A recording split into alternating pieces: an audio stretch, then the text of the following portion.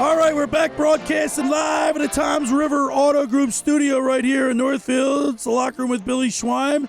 And my Locker Room youth movement, producer Danny Ryan and the intern Andrew Leeds with me here today. And the Philadelphia Eagles started their season, albeit the preseason, but we got the Birds back on the field. And my next guest, he wrote for the Philadelphia Daily News and Inquirer, covered the Birds for a long time. I don't want to put a number on it. You can follow him on Twitter at PDamo. He now writes for the 33rd Team FB on Twitter at the 33rd Team FB. Let's go to the sports hotline and welcome in a good guy, friend of the locker room, Paul Domowitch. Good morning, Paul. Good morning, Billy. How you doing? Paul, you're supposed to be retired, but you got so much going on here. Are you retired? Yeah, no, working harder than I was when I was unretired. Paul, That's yesterday. supposed to happen like that. Yeah, that's right. Paul, yesterday we had the pleasure of speaking with newly enshrined football player to the Pro Football Hall of Fame. Joe Klecko was on here with us yesterday. Ah, that's great. Joe's a great guy. He was very humble, came from a real tough background, but he's such a class guy. And he's talked a little bit really quick about him. I know you get a vote, right, for the Hall of Fame? Yeah. Talk a little bit about Joe Klecko. Well, he got in as one of the three senior candidates this year. Probably should have gone in a long time ago. I mean, he was an amazing player in the 80s, one of the original sackmeisters. I mean, played three different positions on the line for the Jets back when they had the sack exchange. I mean, with Gastineau, how he was overlooked this long, I'm not sure. They get 20 years. There's a 5-year wait, and then they have 20 years as a modern era candidate. And he was a finalist a few times, but never got in, and then went into the senior pool. And fortunately, sometimes it's tough to ever get out of that pool. I'm glad he did, and once he was nominated, it was a no-brainer putting him in. All right, Paul, you've seen a lot of preseasons, and the preseason has changed quite a bit since you first started covering the Birds. But I got to tell you, I mean, last year when they didn't, it was a tough transition for me to not see the hitting and the tough practices. But preseason has changed a lot. What did you notice? What have you noticed so far since you cover the Birds up until the first preseason game? Yeah, I mean, it's a different, it's night and day, especially for those of us who can go back to the Vermeil training camps when they played 6 preseason games and hit every day. Now it's all about getting to the starting line without any of your key players hurt. They basically, they reduced preseason games to 3. And most of the starters play very little of those because now what most teams do is have joint practices. The Eagles are going to have 2 this week with Cleveland, and that's where their starters will get most of their playing time in those joint practices against the Browns, where there's no to-the-ground tackling rather than in the preseason games when there's a little bit of a fear that your key players would get hurt. So last year, Jalen Hurts played one series in the first preseason game, and that was it. He didn't play again. He didn't even play yesterday at all. Neither did any of the starters because of the fact that the joint practices with the Browns start on Monday. So, you watch training camps now. There's very little hitting at all. They're mostly in pads. I mean, mostly in shorts and shells. It's a different atmosphere. I mean, like I said, the main thing they want now is just to get to the starting line with everybody healthy. Hey, Paul, producer Danny Ryan here. I want to pick your brain a little bit about, obviously, the Eagles and how really powerful this defense can be, but a few positions in which there might be some holes and some gaping holes that some young guys or, proven veterans that signed cheap deals might need to step into. If you had to pick a hole, I mean, which one do you think is the most concerning on this Philadelphia Eagles team, and do you think it's going to matter much with the pressure the defensive line is going to be getting? Yeah, honestly, I mean, nothing about their roster right now is deeply concerning. It's probably the deepest and most talented team in the NFL. Now, that could change with injuries, which is why their depth is going to be so important. I mean, they've got older guys on the offensive line. You never know. last year they only had their starting offensive lineman only missed 2 games to injury.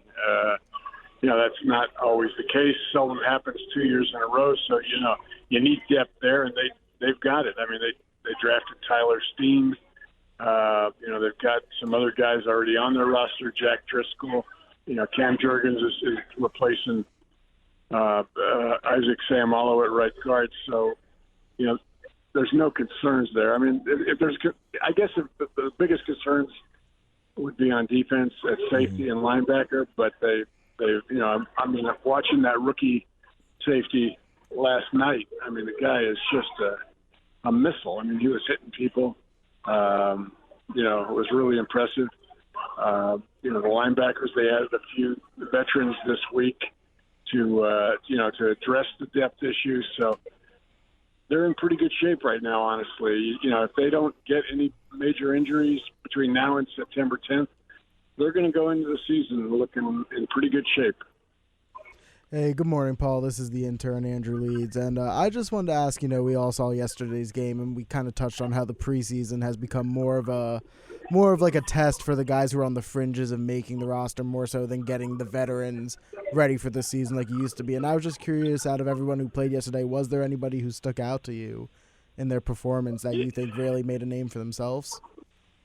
Yeah, I mean, there's a couple guys on offense that Greg Ward's been around for about 5 years now, but he's kind of disappeared from sight as far as playing. He was hurt last year. He gets taken for granted because he's not a great speed guy, but he carried them in 2019. It helped them win 4 games to make the playoffs. And you're right, Billy. He had a terrific game last night. I've always liked him. Hope he's going to make this club. Probably won't get a lot of playing time, but he impressed me. And the running back situation. I mean, Trey Sermon. I mean, his numbers weren't very good. I think he had 15 yards for 5 carries, but he picked up a blitz. I mean, he's a big power back. Played at Oklahoma and then Ohio State. Was on their practice squad all last year, or not most of last year. I think they did activate him for a little bit, but he didn't get a chance to play. I'm not sure what you do with him because they're so deep at running back. But he looked good last night. They like him. He's had a good camp. So we'll see. Very least, maybe they trade him at the end for something. But I think he's got some potential. He's because of the fact that they don't have a lot of power backs. I mean, DeAndre Swift and Kenny Gainwell are terrific pass receiving backs, and we saw last night, Swift's got some moves, but neither one of them are what you would call power backs. Trey Sermon is. You might want to keep a guy like that as a first down back, short yardage back, kind of like they did in 2017 when they won the Super Bowl and had LeGarrette Blount. We're talking with Paul Domowitch. He covers the Eagles for the 33rd team, FB. Paul, Marcus Mariota, how important is that acquisition? Because I think he's a lot. I mean, I look at him and it looks like there's not that much of a fall off. I mean, like last year with the backup we had, oh my God, Gardner Minshew. Gardner Minshew. I'm sorry. Yep. Gardner Minshew it doesn't have the athletic ability that Jalen Hurts does. Marcus Mariota seems to have that. Yeah, I really like Mariota. I mean, I think he's got 74 career starts, started 13 games last year for the Falcons before he got benched at the end when they wanted to give their young guy some experience. But what I like about him and what we saw last night is that he kind of mimics, he's got the similar skill set to Jalen. We saw him early, he only played 2 series. I think he was 7 for 11 passing, but he had 3 runs, picked up 2 first downs, including one where they blitzed, and he got outside on it and picked up 15 yards on I want to say it was a 3rd and 11. Yeah. I mean, it's pretty. It's even people that used to think you had to be a pocket passer in this league have come to realize just how significant the game has changed with people like Hurts and Lamar Jackson and even Mariota, who's been around. But I mean, I just think he's the perfect backup right now for them. I think he can step in. I'd feel more comfortable with him if they had to use him for a couple of games than I did with Minshew. So, yeah, I like him a lot, Billy. Paul, I can't thank you enough. I know you're a busy man today. We're going to let you run, but this team seems to have a good chemistry. You're around this team. Do you get the feel that this team has good chemistry? Yeah, I do. They got the right blend of veterans and young guys. They took some chances in the draft, with the two kids from Georgia, Jalen Carter and then Kelly Ringo, because of character issues, and everybody knows about Carter's auto, the whole thing.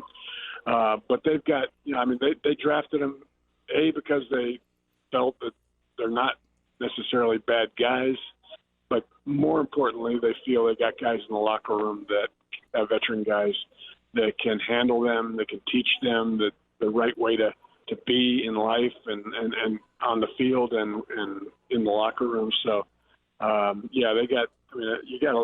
Any team that's got Lane Johnson and Jason Kelsey as leaders, and Jalen Hurts, is in pretty good shape as far as chemistry. All right, Paul Domowitch, thank you so much. We're so excited. We got the Birds back on the field, and we'll talk to you again soon. Thank you so much. Take care, Billy. There he is, Paul Domowitch.